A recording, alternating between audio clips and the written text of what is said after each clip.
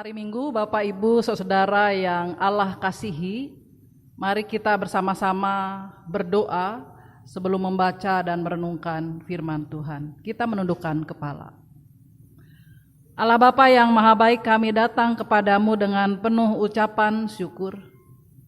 Kami percaya kasih dan kebaikan Tuhan senantiasa melingkupi kami, sehingga hari ini kami dapat kembali beribadah kepadamu, baik kami yang berada di gereja maupun kami yang masih beribadah di rumah kami masing-masing. Kami akan mendengarkan sabdamu yang kudus. Kiranya Tuhan dengan roh-Mu yang kudus membimbing dan menuntun kami, agar kami dapat memahami dengan benar akan firman-Mu, dan hidup kami boleh seturut dengan firman-Mu saja.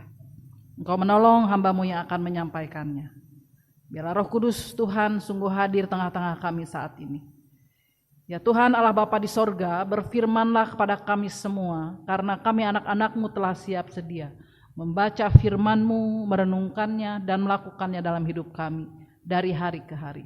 Di dalam Kristus Yesus firman Allah yang hidup, kami berdoa kepada Bapa di sorga. Amin. Jemaat Tuhan, kita akan membaca Injil Yesus Kristus yang ditulis oleh Matius pasal 13 ayat 1 hingga 9 dan pasal 13 ayat 18 sampai 23. Demikian firman Tuhan. Perumpamaan tentang seorang penabur. Pada hari itu keluarlah Yesus dari rumah itu dan duduk di tepi danau. Maka datanglah orang banyak berbondong-bondong, lalu mengerumuni dia, sehingga ia naik ke perahu dan duduk di situ. Sedangkan orang banyak semuanya berdiri di pantai.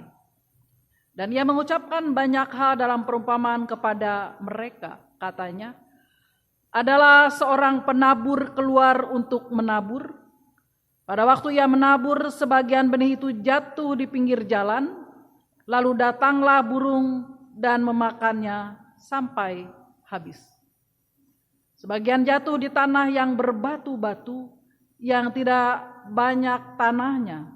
Lalu benih itu pun segera tumbuh karena tanahnya tipis. Tetapi sesudah matahari terbit, layulah ia dan menjadi kering karena tidak berakar. Sebagian lagi jatuh di tengah semak duri. Lalu makin besarlah semak itu dan menghimpitnya sampai mati. Dan sebagian jatuh di tanah yang baik lalu berbuah. Ada yang 100 kali lipat, ada yang 60 kali lipat, ada yang 30 kali lipat. Siapa bertelinga hendaklah ia mendengar. Ayat 18. Karena itu dengarlah arti perumpamaan penabur itu. Kepada setiap orang yang mendengar firman tentang kerajaan sorga, tetapi tidak mengertinya. Dan datanglah si jahat dan merampas yang ditaburkan dalam hati orang itu. Itulah benih yang ditaburkan di pinggir jalan. Benih yang ditaburkan di tanah yang berbatu-batu ialah orang yang mendengar firman itu dan segera menerimanya dengan gembira. Tapi ia tidak berakar dan tahan sebentar saja. Apabila datang penindasan atau penganiayaan karena firman itu, orang itu pun segera murtad. Yang ditaburkan di tengah semak duri ialah orang yang mendengar firman itu, lalu kekhawatiran dunia ini dan tipu daya kekayaan menghimpit firman itu sehingga tidak berbuah. Yang ditaburkan di tanah yang baik ialah orang yang mendengar firman itu dan mengerti. Dan karena itu ia berbuah. Ada yang 100 kali lipat, ada yang 60 kali lipat, ada yang 30 kali lipat. Berbahagialah setiap orang yang mendengarkan firman Tuhan serta memelihara di dalam hidupnya. Haleluya.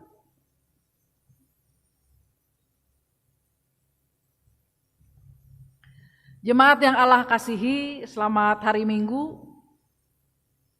Bapak-bapak, ibu-ibu, saudara serta anak-anak semua.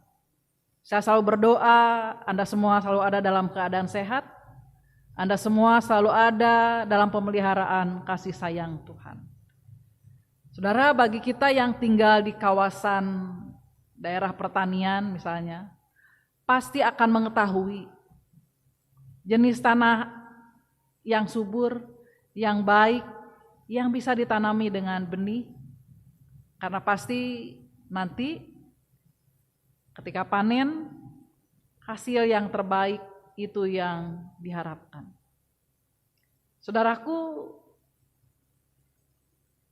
lewat perumpamaan, biasanya Tuhan Yesus ingin mengajarkan tentang hal-hal yang penting. Yang penting berkaitan dengan cara hidup orang beriman yang menjadi pendengar ketika dia berkhotbah pastinya. Dan dalam perumpamaan tentang seorang penabur benih, Yesus memperlawankan 3 jenis benih, yaitu benih yang sia-sia, yaitu benih yang tidak tumbuh dengan baik, benih yang tidak menghasilkan buah, dan satu lagi jenis benih yang menghasilkan buah. Jenis benih yang sia-sia atau yang tidak menghasilkan adalah benih yang jatuh ke tanah yang buruk, seperti jatuh di jalanan, ya. Kalau tadi penabur benih itu kan menebarkan benihnya. Tadi jatuhnya di jalanan, jatuh di tanah yang keras, dan juga jatuh di semak yang penuh dengan duri. Benih yang menghasilkan buah banyak adalah benih yang jatuh ke tanah yang baik atau tanah yang subur. Saudara, sebenarnya apa yang dimaksud dengan benih dalam perumpamaan itu? Benih itu adalah ajaran Yesus Kristus tentang kerajaan sorga ataupun kerajaan Allah. Tanah yang baik atau subur adalah kondisi yang seharusnya. Dalam kondisi tanah yang baik, tentu firman Tuhan akan tumbuh dengan baik juga. Tumbuh dengan subur dan bahkan menghasilkan buah. Benih yang baik akan tumbuh jika ditanam di tanah yang memang memiliki kualitas baik. Dan pada saat panen, mungkin seorang petani tidak akan merasa kecewa atas hasil panennya itu. Saudara, pada hari ini kita sebagai Gereja Kristen Pasundan boleh merayakan kembali Hari Pekabaran Injil Gereja Kristen Pasundan. Karena memang tepatnya kemarin hari Sabtu, Gereja Kristen Pasundan merayakan Hari Pekabaran Injil. Lalu saudara, apa yang bisa kita renungkan ketika kita sama-sama boleh bersukacita merayakan Injil yang hadir di Jawa bagian barat ini, di tanah Pasundan ini. Tentu sebagai bentuk refleksi kita agar benih itu boleh menghasilkan buah yang baik, berbuah lebat. Tentu saja benih itu perlu diam di dalam hati orang percaya. Ketika kita meyakini benih itu adalah firman Tuhan, kebenaran firman Tuhan, saja benih itu perlu ada melekat, menancap dalam hati orang percaya. Firman Tuhan perlu ada dalam kehidupan orang percaya, baik kita selaku pribadi ataupun juga orang percaya dalam lingkup persekutuan atau gereja, tentu saja dalam hal ini Gereja Kristen Pasundan. Tentu saja perlu kesetiaan dari kita orang percaya, warga gereja, untuk selalu membaca, merenungkan, dan melakukan firman Tuhan itu. Karena kita percaya firman Tuhan yang disebarkan tidak akan pernah kembali dengan percuma, dengan sia-sia. Firman Tuhan dalam diri orang percaya atau gereja memang selayaknya menghasilkan buah yang baik, sehingga kehadiran gereja benar-benar boleh dirasakan oleh dunia sekitar. Artinya bahwa kehidupan orang percaya harus berdaya guna, berarti bagi sesama. Orang yang berbuah lebat adalah orang yang selalu fokus pada Allah sendiri. Artinya kehidupan orang yang demikian tidak berfokus pada dirinya sendiri. Dia tidak akan memikirkan hanya dirinya sendiri, tapi dia akan selalu berupaya melakukan yang terbaik bagi kehidupan ini, bagi sesama yang ditemuinya. Orang yang demikian akan hidup benar-benar mengabdi untuk Tuhan. Atau dalam kehidupan pelayanan kita sebagai gereja Tuhan, saudaraku, orang yang melayani dia pasti senang, gemar berkorban. Karena tadi fokusnya adalah Tuhan, bukan dirinya sendiri. Dia tidak akan berupaya mencari keuntungan buat diri sendiri, kesenangan buat diri sendiri. Tetapi semuanya benar-benar ingin menyenangkan Tuhan. Tidak akan segan-segan untuk berkorban bagi Tuhan dalam pelayanan. Karena inti pelayanannya adalah memberi diri, memberi dan memberi. Karena orang yang berbuah pasti meyakini bahwa hidupnya juga adalah pemberian dari Tuhan. Sehingga dia tidak akan sungkan-sungkan untuk memberi diri buat Tuhan, buat pelayanan. Saudaraku, kehidupan orang percaya yang berbuah juga adalah tanda ketika orang tersebut secara pribadi juga matang. Dia matang dalam hal iman percayanya kepada Allah dalam Kristus.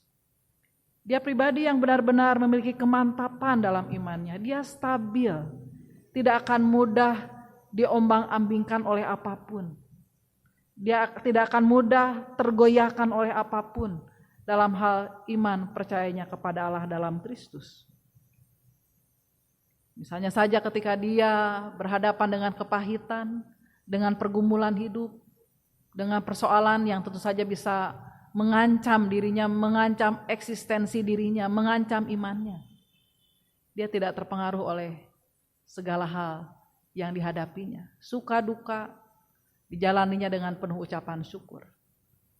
Atau mungkin ketika suatu waktu dia juga berhadapan dengan berbagai pengajaran yang muncul, yang bisa saja datang menguasai kehidupannya. Dia juga tidak akan mudah terpengaruh oleh berbagai macam pengajaran. Tetapi dia benar-benar akan terus berpegang teguh pada Injil Kristus. Sehingga orang yang demikian pasti kehadirannya benar-benar dirasakan secara baik oleh sesamanya. Jemaat Tuhan, pada hari ini kita selaku Gereja Tuhan, Gereja Kristen Pasundan, bersama-sama merayakan Hari Pekabaran Injil.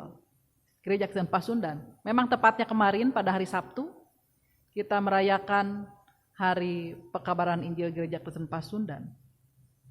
Kita bersyukur bahwa tanah Pasundan ini tanah yang sebenarnya gersang untuk firman Tuhan, tetapi Injil Kristus ternyata ada dan bisa tumbuh di tanah Tatar Pasundan ini. Lalu tentu saja apa yang bisa kita renungkan, saudaraku, pada saat kita sama-sama mensyukuri akan berkat Tuhan untuk Injil yang boleh ada hadir di bumi Pasundan ini. Sesuai dengan firman Tuhan yang boleh kita dengar saat ini, saya yakin bahwa setiap kita selaku gereja Tuhan punya kerinduan untuk dapat menjadi tanah yang baik, tanah yang subur, sehingga Injil Kristus bisa hadir, bisa tumbuh dengan baik, dengan subur. Dan kuncinya tidak lain dan tidak bukan, saudara, benih itu perlu menancap. Firman Tuhan perlu selalu ada dalam kehidupan kita sebagai orang percaya. Firman Tuhan perlu ada dalam kehidupan kita dalam situasi apapun. Sehingga kita selaku pribadi ataupun selaku gereja Tuhan boleh benar-benar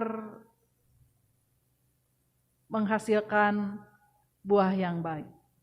Artinya dalam kehidupan orang percaya kehidupan kita menjadi berkat, berdaya guna bagi sesama. Sebagai orang percaya yang berbuah, pasti fokus kita hanya Allah sendiri, Tuhan sendiri, bukan diri kita sendiri. Orang yang berbuah lebat pasti selalu mengupayakan yang terbaik dalam kehidupannya untuk Tuhan dan sesama. Orang yang demikian akan selalu hidup untuk Tuhan, ya, melayani Tuhan dengan penuh sukacita, senantiasa mau berkorban bagi Tuhan, bagi sesama, karena kita percaya bahwa inti pelayanan adalah memberi dan memberi, seperti Kristus juga sudah memberi dirinya, memberi hidupnya bagi kita. Oleh karena saudara, hidup yang berbuah juga adalah gambaran dari pribadi yang matang secara iman. Dia akan berbuah dan akan menunjukkan kemantapan dan kestabilan dalam kehidupannya. Tidak mudah diombang-ambingkan oleh berbagai pengajaran, tidak mudah meninggalkan Kristus, dan bahkan ketika dia berhadapan dengan situasi yang sulit, berbagai pergumulan, berbagai kepahitan, semua akan dihadapi dengan penuh ucapan syukur. Saudaraku, kiranya firman Tuhan yang boleh kita dengar saat ini, ketika kita ditantang untuk boleh menjadi tanah yang subur, biar itu juga yang boleh kita tunjukkan dalam hari-hari kehidupan kita, secara khusus dalam kita mensyukuri Hari Pekabaran Injil Gereja Kristen Pasundan. Tuhan dengan Roh-Nya yang kudus membantu dan menolong saudara dan saya untuk memberlakukan firman-Nya. Amin.